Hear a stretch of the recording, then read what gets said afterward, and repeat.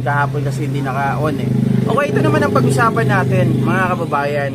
Jamie Bondoc, may sama nga ba ng loob kay Robin Padilla? At bakit ito nagmamakaawa ng boto? Uy, mga kababayan, nagkakaroon ng silakbot, nagkakaroon ng awayan sa PDP. Bakit, GP? Bakit nagkakaroon ng awayan sa PDP? Maalala po natin, balikan natin yung kwento, mga kababayan, ng pag-endorso ni Amy Marcos kay si Sara Duterte kay Amy Marcos, at ngayon si Robin Padilla ay kay Amy Marcos, inendorso rin niya. Inendorso rin ni Robin Padilla si dating Senador Gringo Honasan, mga kababayan. May statement dito itong si Jamie Bondoc na kung saan ang binabanggit po niya ay ganire. Ito po.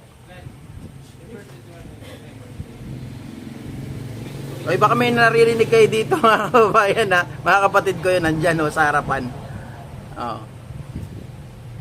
Ito yung binanggit po ni Jamie Bondoc, mga ka-GP Natics. Wait lang Jamie Bondoc.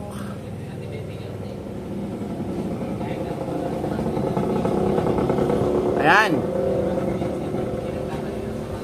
Sabi ni ito po ay isang sa galing ng Impact Leadership, mga kababayan. Sabi ni Bondoc kasi dito ay Duterte is the perfect 10. Yung pambato daw nila, yung PDP laban, hindi ko alam kung sino-sino yung mga kompletong Duterte, mga kababayan, kung sino yung pang-10 nila. Ang ibig sabihin daw ng perfect ay kompleto na. Huwag kayo magbawas o magdagdag. Kung maaari lamang, sabi niya gano'n. Kung sasabihin natin huwag magdagdag, huwag magbawas, mga kababayan, ibig sabihin hindi po sila kontento, or sabihin natin na hindi sila sumasang-ayon sa diskarte ni Robin Padilla.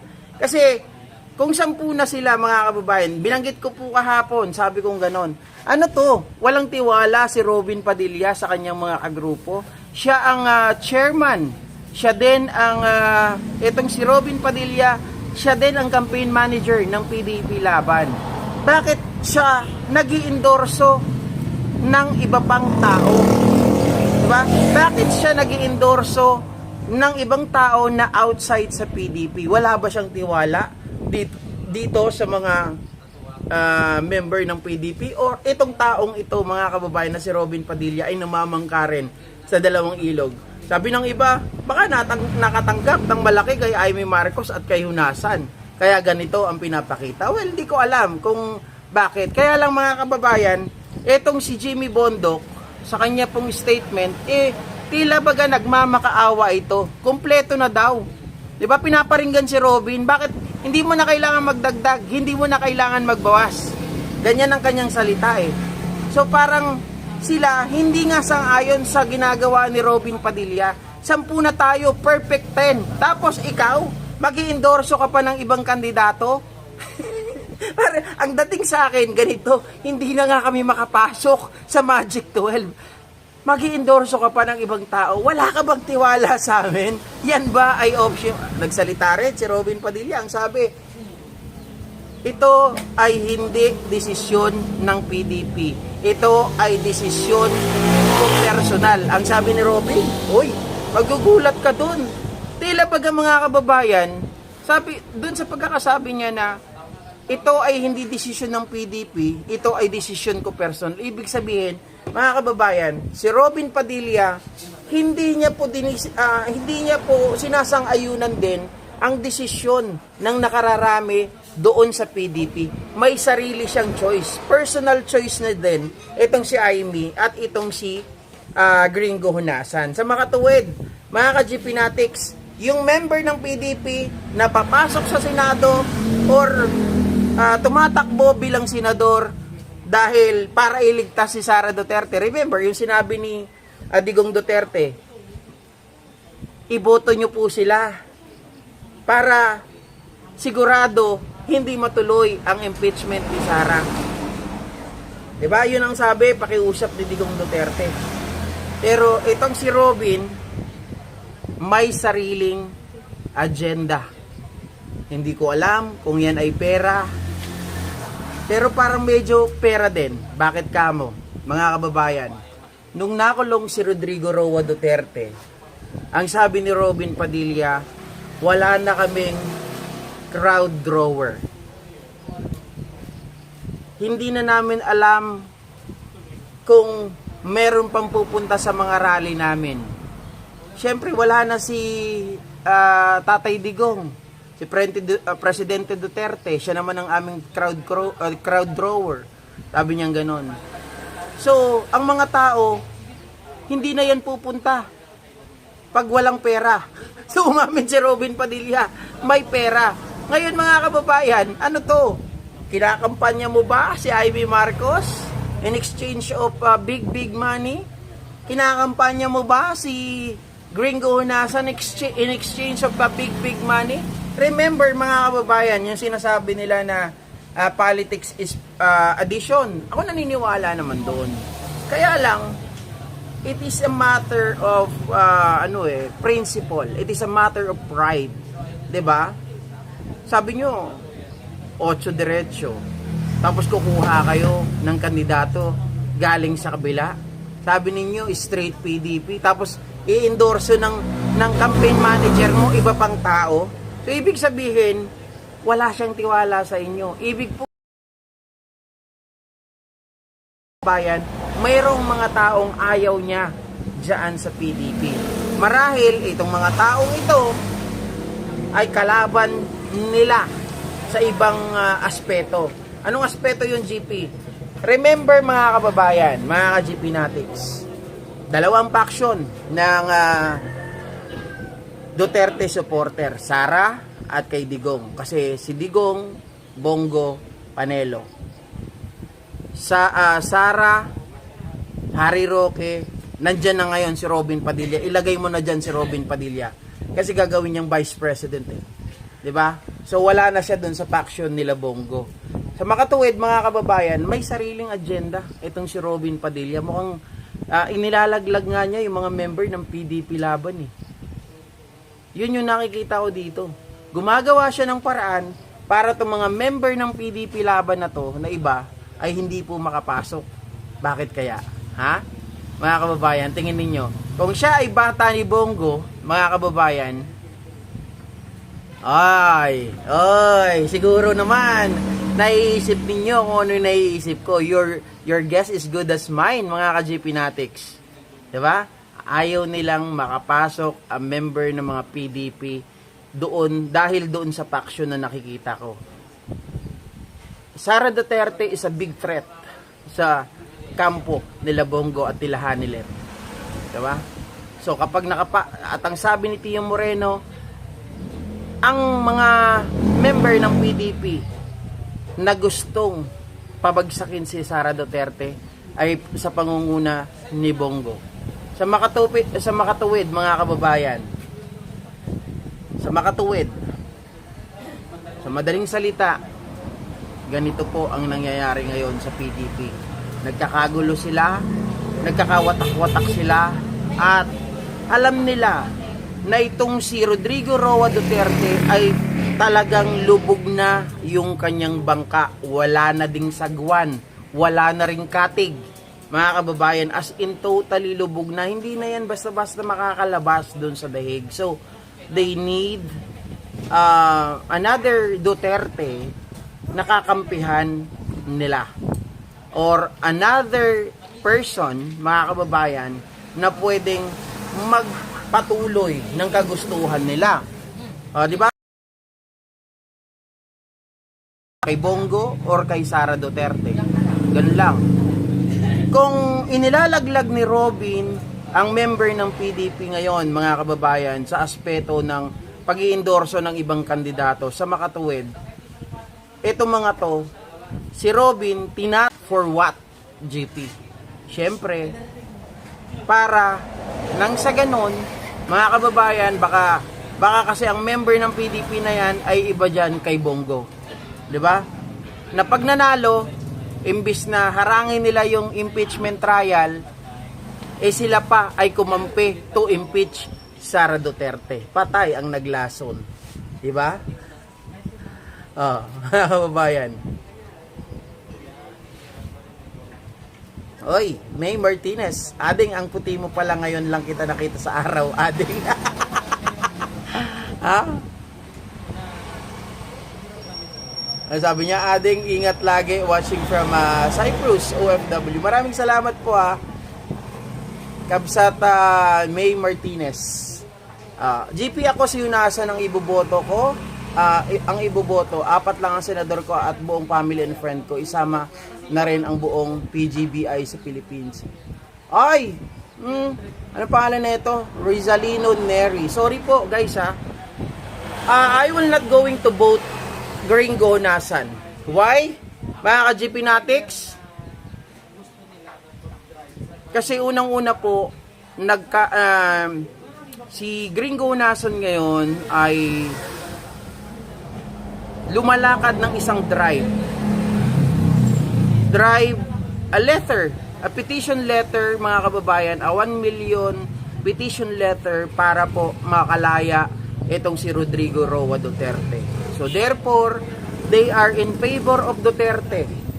So I am not agree kay Rizalino Neri na iboto mo po si Yunasan. Well, that is your decision and I respect that. Pero sasabihin ko po, si Yunasan, kaya ito nagda-drive ng 1 million petition letter or petition 1 million signature, mga kababayan, sa kanilang petition para makalaya si Rodrigo Roa Duterte. It is because Rodrigo Roa Duterte was the person, mga kababayan, who protected Gringo Nasan during the time na ito po ay nagtatago.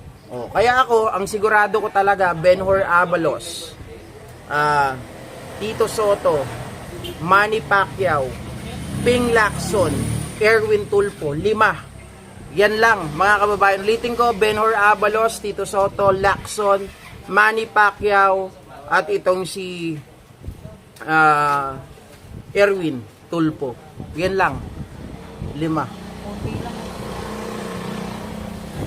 Sabi ni Bebs Gear, maraming Pilipino ang hindi alam ang tunay na buhay ng mga Tulfo brothers. Ano ang mga ginagawa nila gamit ang media since 1986? Mag-research naman kayo para di kayo mabudol. Ayan, mga kababayan. Evelyn Ferrer Thunders. Bakit naman Ferrer Thunders? Grabe naman. Rix Guanzon, vote for Abalos, Binay, Lacson. Ay, sorry. 6 pala kasama si Binay, guys. Isa lang po ang babae na iboboto ko. Kasi we're from Makati Tumira kami. Ay, hindi pala ako kasama. 1 year lang ako tumira dyan. Ang tatay at ang mga kapatid niya at mga kapatid ko ang tumira sa Makati. So alam namin na ang mga Binay ay maayos. Pero lang kayo yung isang Binay nung nakaraan, medyo hindi ko siya trip. Ayan Jel. Sabi ni Jel, si ano ba to? Si ME. Sabi ni Jel, si Yunasan nung nagtago sa batas noon sa Davao, tinago ni Digonyo. Yan po ang tama. Kaya ngayon siya ay nagpapapirma ng 1 million signature para palayain si Digong. It is because siya po ay nagtumatanaw ng utang na loob. Patay tayo sa utang na loob na yan. Same here, at idadagdag ko si Kiko, Heidi and Bam. Ako, Maria Susana Sunakawa Mix TV. Idadagdag ko si Heidi and Bam. Yes. Luke Spiritu. But I am not going to vote for Kiko Pangilinan still because of the juvenile law na kanyang ginawa. Galit na galit ako dyan up until now.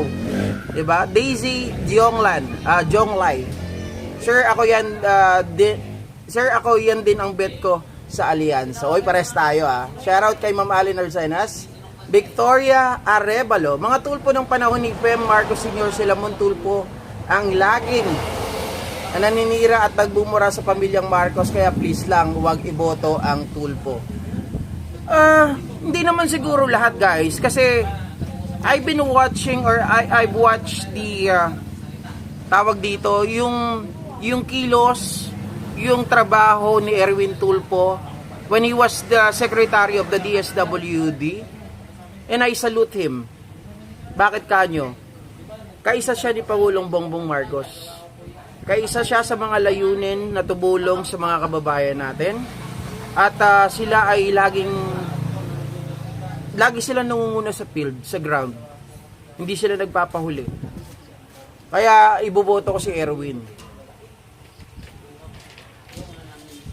Sabi ni Cherry Diaz, iboboto ko Pangilinan, hindi Tulfo. Okay lang po yan, choice nyo yan eh. 'Di ba? 6 Ma'am Ophelia BC. Yoy, pares tayo 6. 'Di ba? No, distant relative nila pa ni na PBBM ang mga Tulfo. Okay? Aha.